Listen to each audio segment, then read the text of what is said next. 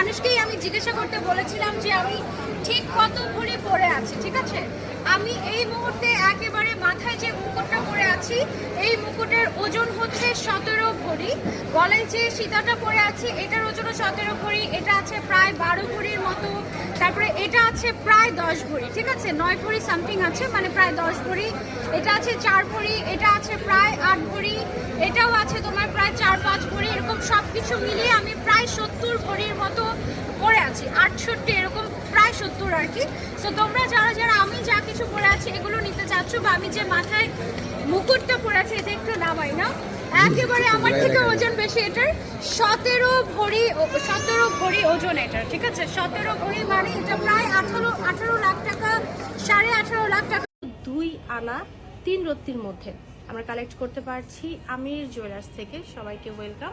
এই সুন্দর সুন্দর সোনার দুল কালেক্ট করার জন্য আমরা